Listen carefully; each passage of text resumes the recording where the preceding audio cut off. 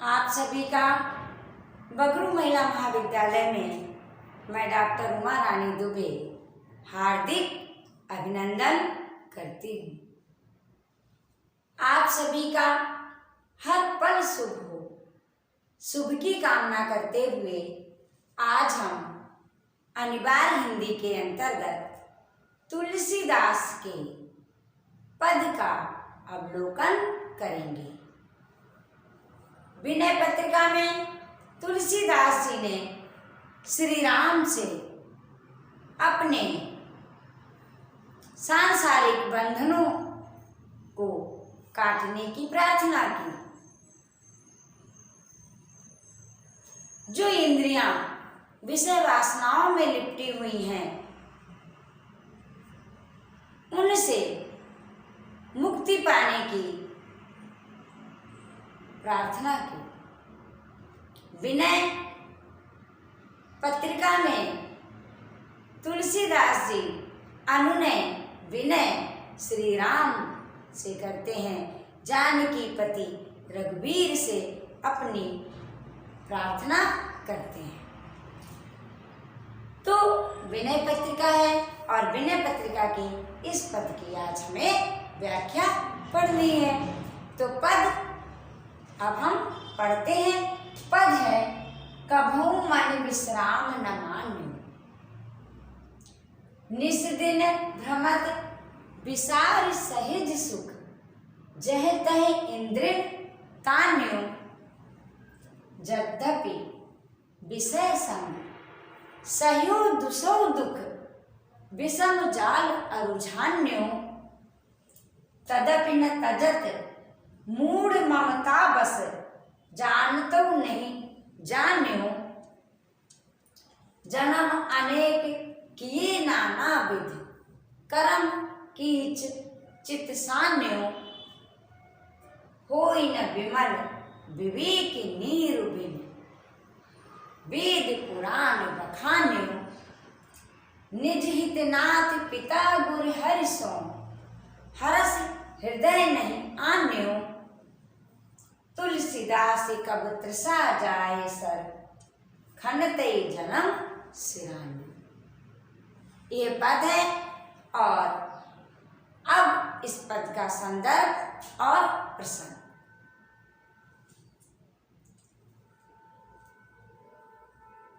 ये पद तुलसीदास जी द्वारा रचित विनय पत्रिका से अवतरित है। इस पद में तुलसीदास जी ने स्वयं को और हम सभी को कहने का भाव है। ये पद तुलसीदास जी द्वारा रचित विनय पत्रिका से अवतरित है। इस पद में तुलसीदास जी ने अपने आप को, स्वयं इंद्रियों को जो विषय वासनाओं में उलझी हुई हैं, उन्हें लक्ष्य कर कहा है। जो सांसारिक मनुष्य विषय वासनाओं के जाल में उलझे हुए हैं, उन्हें भक्ति का सहज मार्ग इस पद में बतलाया है। वो कह रहे हैं कि ये विषय वासनाएं हमें शांति नहीं दे सकती। जो सुख हमें चाहिए वो सुख हमें नहीं मिल सकता।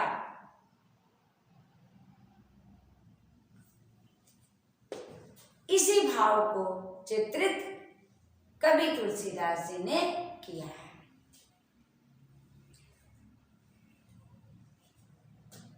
अब व्याख्या की ओर चलते हैं। व्याख्या है, तुलसीदास जी कहते हैं, पहले शब्दों का अर्थ देख लीजिए एक बार। निस दिन माने रात दिन, भ्रमत माने भ्रम में पड़े हुए, विश्राम माने शांति, विषय संग माने सांसारिक माया मोह ममता, ये बंधन, ये अपना पराया, ये सब। दुसो माने कठिन, दुख, ये जाल यानी जो ये ताना बाना बुना हुआ है। तजत माने त्यागना, मूढ़ माने मूर्खता बस, ममता बस, सब कुछ जानते हुए। मूर्ख माने मूर्ख, मूढ़ माने मूर्ख, विमल माने निर्मल, विवेक माने बुद्धि विवेक, नीर माने जल, बीनु माने बिना, कर्म माने कर्म, कीच माने कर्म रूपी कीचड़, चित्त माने हृदय, पुराण वेद, तृष्णा माने प्यास, सर माने तालाब, खंतई माने खुदाई करना खोदना, सिराने माने बीत जाना।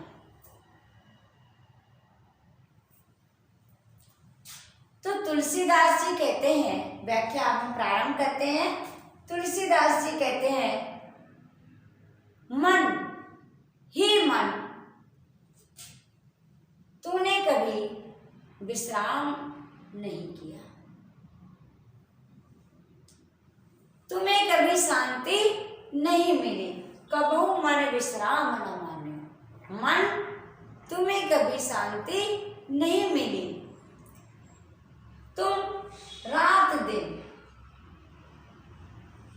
भ्रम में पड़े रहे, तुमने भ्रमवश सहज सुख को भुलाकर इंद्रियों के सुख की लालसा में लगे रहे। कैसे हम आप लिखेंगे? तुलसीदास जी कहते हैं कि मन, तुमने कभी विश्राम नहीं किया, तुम्हें कभी शांति नहीं मिली। क्यों तुम्हें शांति इसलिए नहीं मिली, तुम भ्रमवश, तुमने भ्रम में पड़े रहे, तुमने सहज सुख को भुला दिया। सहज सुख को भूलकर तुम इंद्रियों के सुख में लिपटे रहे, इंद्रियों के सुख की कामना करते रहे और उसी के जाल में उलझे रहे। तुम्हें कभी शांति नहीं मिली। आ गया समझ में? क्या कहते हैं तुलसीदास जी? तुलसीदास जी कहते हैं, हे मन, तुम्हें कभी शांति नहीं मिली, क्योंकि तुम भ्रमवश इंद्रियों के सुख की कामना में लगे रहे, उनकी लालसा में लगे रहे। तुमने ताने बाने बुन लिए, सांसारिक बंधनों में तुम लिपटे रहे। तुमने सहज सुख को भूलकर इस सुख को प्राप्त करने की कामना करते रहे, प्रयास करते रहे, इस सुख में तुम उलझे रहे। यद्यपि वैसे, यद्यपि विशेषण तुम इस इंद्रियों के सुख की जो खोज में लगे रहे, जो लालसा करते रहे, माया मोह ममता का जाल जो बुनते रहे, जिसमें तुम उलझे रहे, उसमें अपने बने हुए जाल में ही तुम उलझे रहे और जिसमें उलझकर तुमने बहुत दुख पाए।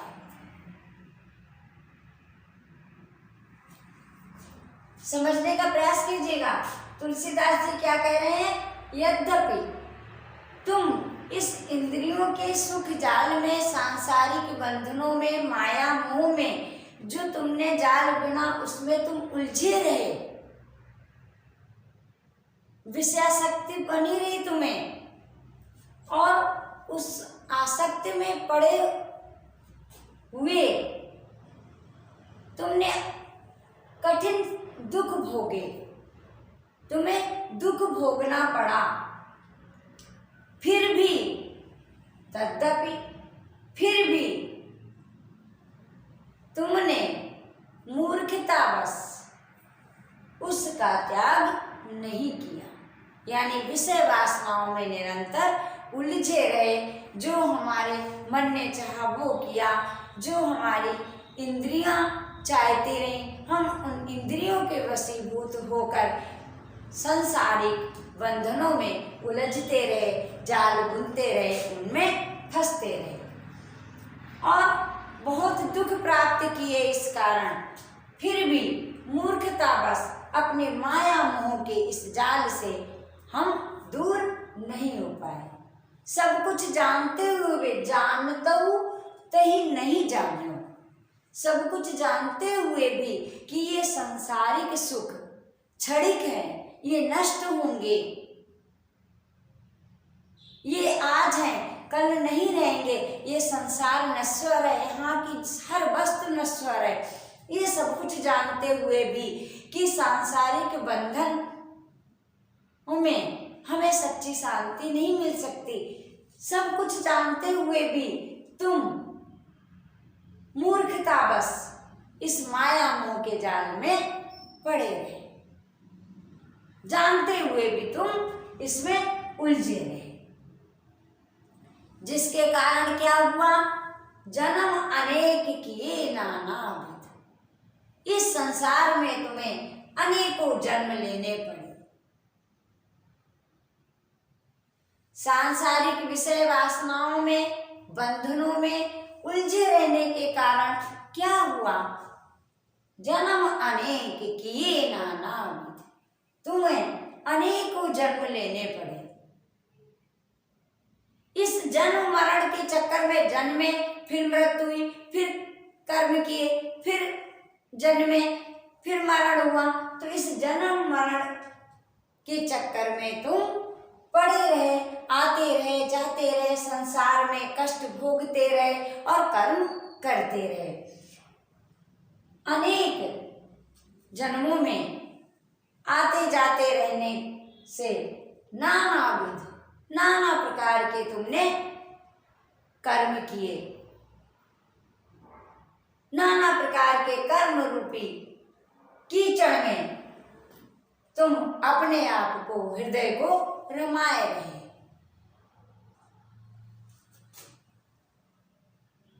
जन्म मरण के चक्कर में पड़े रहे और कर्म रूपी कीचड़ में तुम्हारा हृदय सना रहा, लिपटा रहा। कर्म रूपी कीचड़, हमारे आपके कहीं कीचड़ में पैर चला जाता है या छींटे पड़ जाते हैं तो पानी से धोते हैं हम आप, तो कभी कह रहा है कि ये कर्म रूपी कीचड़ कैसे साफ हो, कैसे धुलेगा ये कीचड़? तो कभी क्या कहता है? होई न विमन विवेक नीर बिनु वेद पुराण बखानी। ये कर्म रूपी कीचड़ तभी साफ हो सकता है जब विवेक रूपी जल। क्या कहते हैं तुलसीदास जी कि कर्म रूपी कीचड़ में तुम्हारा हृदय लिपटा रहा, सना रहा, अब ये निर्मल विवेक रूपी जल के बिना साफ नहीं हो सकता। कर्म रूपी कीचड़ निर्मल विवेक रूपी जल के बिना साफ नहीं हो सकता। इस बात को वेद और पुराण भी कहते हैं। वेद पुराणों में भी ये बात कही गई है।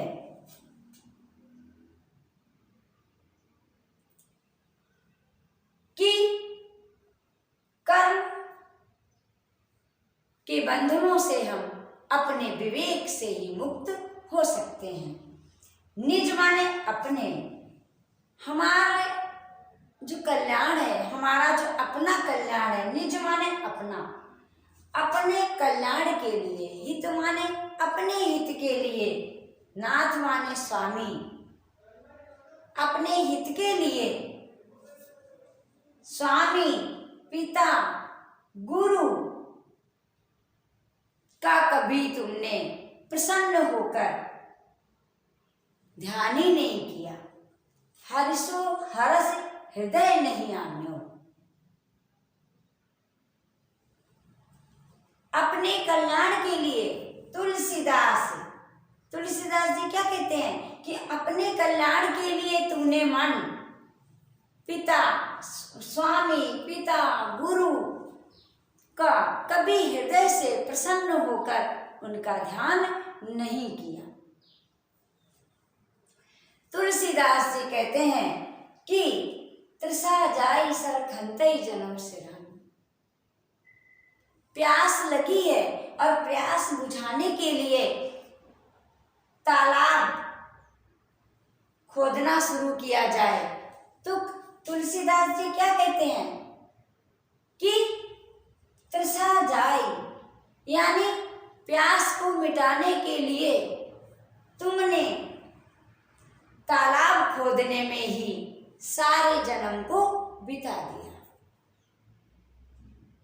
अर्थात पूरा जीवन तुम्हारा इस प्यास को बुझाने में ही, अर्थात अपने विषय वासनाओं में लिपटे रहने के कारण इंद्रियों के सुख की खोज करते रहे, लालसा करते रहे। अब सुख मिल जाएगा, हमें सुख की प्राप्ति अब हो जाएगी, इसी लालसा में लगे रहे और तुमने पूरा जन्म बिता दिया। कभी तुमने परमात्मा का ध्यान नहीं किया, कभी तुमने भाव से उसकी भक्ति नहीं की, भजन नहीं किया।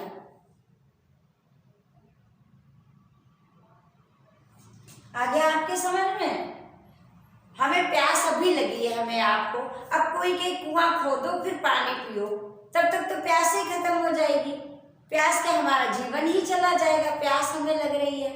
तो वैसे ही तुलसीदास जी कहते हैं कि अपने हित के लिए मन, हे मूर्ख मन, तुमने स्वामी पिता गुरु का कभी प्रसन्न हृदय से उनका ध्यान नहीं किया और तुम अपनी प्यास बुझाने के लिए इंद्रियों के विषयों को में लगे रहने के कारण इंद्रियों की लालसा में, सुख की लालसा में, विषय वासना में फंसे रहते हुए सुख की लालसा, ये सुख प्राप्त हो जाएगा, अब हमें सुख की प्राप्ति हो जाएगी, इसी में लगे रहे और प्यास बुझाने के लिए तुम तालाब खोदते रहे और इस तालाब खोदने में ही पूरा जन्म बीत गया। सुख प्राप्त आज हो जाएगा, कल हो जाएगा, फिर नहीं हो पाया तो फिर हो जाएगा, सुख की प्राप्ति हो जाएगी, इसी लालसा में लगे रहे और तुम्हारा जन्म बीत गया। कभी तुमने परमात्मा का ध्यान नहीं किया, भाव से उसकी कभी भक्ति नहीं की। ये इस पद की व्याख्या है। अब हम विशेष में क्या लिखेंगे? विशेष में देखिएगा, विशेष में क्या आएगा? विशेष में नंबर 1 पर तो हम अलंकार चलते हैं। एक वर्ण की जहां बार बार आवृत्ति हो वहां पर अनुप्रास अलंकार होता है। एक बार में कई बार हम आपको हर बार बताते रहते हैं। तो हरिशो हरस, हृदय नहीं, सीधा तो यही मिल गया। कर्म कीच, देखिएगा कहीं वर्ण आपको मिल जाएंगे। तो कहने का भाव है अनुप्रास अलंकार, अनुप्रास अलंकार। अब जब किसी वस्तु की दूसरी वस्तु पर आरोपण कर दिया जाए वहां पर रूपक अलंकार होता है। कर्म और आरोप क्या किया? कीचड़, कर्म रूपी कीचड़। तो जहां पर अगर कोई व्याख्या बता रहा है तो आप मोटे तौर पर क्या दें? कर्म रूपी कीचड़। विवेक रूपी नीर, नीर माने जल, तो विवेक रूपी नीर और कर्म रूपी कीचड़, इसमें रूपक अलंकार है। रूपक अलंकार। काबलिंग अलंकार भी है इसमें। अगला अलंकार कौन सा है? काबलिंग अलंकार। कि तुम किसमें लगे रहे? इंद्रियों की, जो इंद्रियां कहती रही वैसा करते रहे, लालसा में लगे रहे, सुख की प्राप्ति की लालसा में लगे रहे और तुम्हारा सारा जन्म व्यतीत हो गया। क्योंकि ये संसार तो नश्वर है। तो यहाँ पर कौन सा अलंकार आएगा? काव्य लिंग अलंकार। ठीक है, ये हो गया काव्य लिंग अलंकार। अब आता है हमारा अगला बिंदु विशेष का। अगले बिंदु में हम क्या लिखेंगे? तुलसीदास ने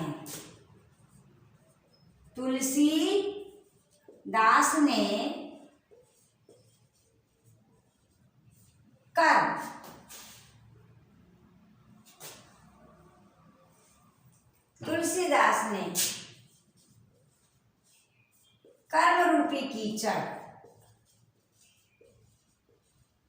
कर्म रूपी कीचड़ किससे धुलेगा? कर्म रूपी कीचड़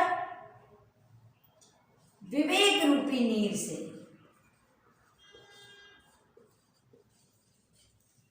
नीर से। साफ होगा।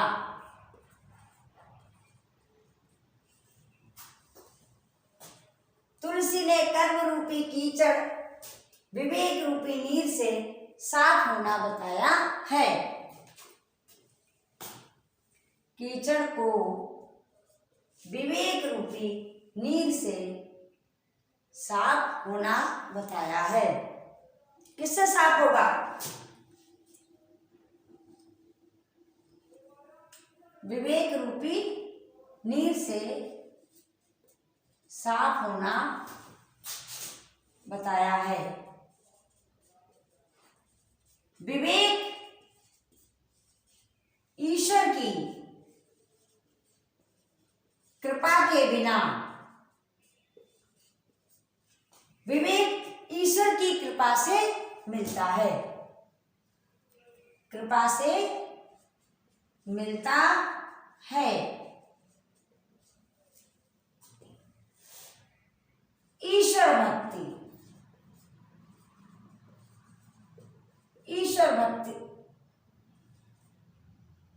की प्रेरणा दी। ठीक है, तीसरा बिंदु हम क्या लिखेंगे? देखिएगा, तीसरा बिंदु विशेष का तीसरा बिंदु क्या आएगा? उन्होंने ईश्वर भक्ति की बात कही, ईश्वर भक्ति पर जोर दिया, प्रेरणा दी, साथ ही क्या किया? सहज मार्ग बताया।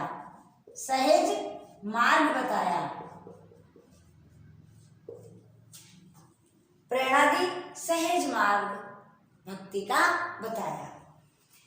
अब तीसरे बिंदु में क्या लिखेंगे? विवेक नीर बिन वेद पुराण बखानियो। वेद पुराण की बात कहकर हम सभी को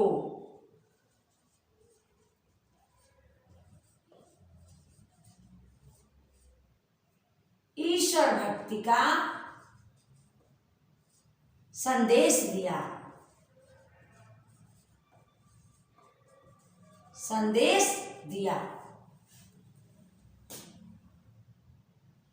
तो इस तरीके से